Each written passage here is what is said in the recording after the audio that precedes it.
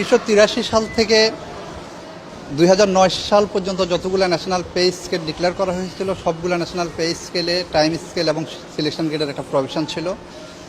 আর সেই প্রভিশনটাকে 2015 সালে national pay স্কেলের প্যারাগ্রাফ 6 দিয়ে অমিট করে দেওয়া হয়েছিল এবং সাথে প্যারাগ্রাফ 7-এ উচ্চতর গ্রেড বলে একটা বেনিফিট ইন্ট্রোডিউস করা হয়েছিল। সেই উচ্চতর গ্রেডের ব্যাখ্যাটা এভাবে দেওয়া হয়েছিল যে কোনো প্রজাতন্ত্রের কোনো স্থায়ী কর্মচারী একই পদে পদোন্নতি ব্যতি রেখে যদি 10 বছর চাকরি করেন তাহলে তিনি 11তম বছরে স্বয়ংক্রিয়ভাবে পরবর্তী ধাপে ওনার পে আপগ্রেড হবে। একই পদে পরবর্তী 6 বছর যদি একইভাবে উনি বিনা পদোন্নতিতে চাকরি করে থাকেন তাহলে ওনার স্বয়ংক্রিয়ভাবে পরবর্তী গ্রেডে আপগ্রেড হবেন।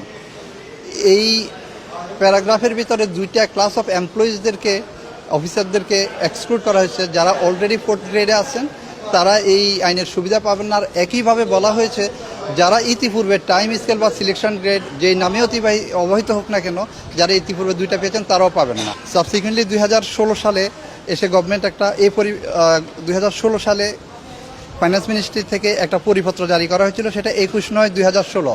ইন দি নেম অফ স্পষ্টীকরণ এই পরিপত্রটা দিয়ে ওনারা মূলত মূল আইনটাকে অ্যামেন্ডমেন্ট করে দিয়েছিলেন ইলিগালি।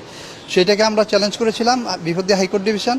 আর সেটা চ্যালেঞ্জ করার মূল বিষয়টা ছিল যে এক্সক্লুডটা মূল আইনে করা হয়েছিল, যারা 2টা পেয়েছেন তারা আর পাবেন না, যারা 4th গ্রেডে আছেন তারাও পাবেন না। কিন্তু এখানে এসে বলেছেন যারা ইতিপূর্বে একটা পেয়েছেন টাইম স্কেল বা সিলেকশন গ্রেড যেই নামেও অবহিত হোক না কেন তারা একটা পাবেন, 2টা টাইম স্কেল সিলেকশন গ্রেড পাবেন না।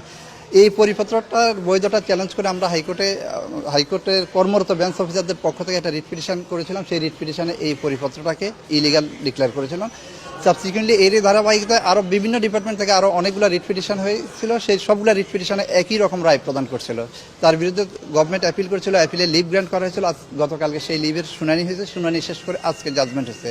জাজমেন্টে 2016 সালের অর্থ মন্ত্রণালয় কর্তৃক যেই পরিপত্রটা ইস্যু করা হয়েছিল সেই পরিপত্রের গ ধারাটাকে অবৈধ রেখে হাইকোর্টের রায়টা মডিফাই করে দেওয়া হয়েছে, যার ফলশ্রুতিতে এখন আর ইতিপূর্বে যারা একটা মাত্র টাইম স্কেল সিলেকশন গ্রেড যেই নামে অবৈধ হোক না কেন পেয়ে আছেন তারা এখন 2টা পাইতে আইনগত আর কোনো বাধা থাকলো না। আর এই সুবিধাটা প্রজাতন্ত্রের 15 লক্ষ প্রজাতন্ত্রের এবং অটোনমাস বডিতে কর্মরত যাদের ক্ষেত্রে ন্যাশনাল পে অর্ডার অ্যাপ্লাই করে এইরকম প্রায় 15 লক্ষ লোক এই আইনের এই আজকের এই রায়ের ফলে তাদের ক্ষেত্রে 2টা উচ্চতর গ্রেড পাওয়ার আইনগত আর কোনো বাধা থাকে।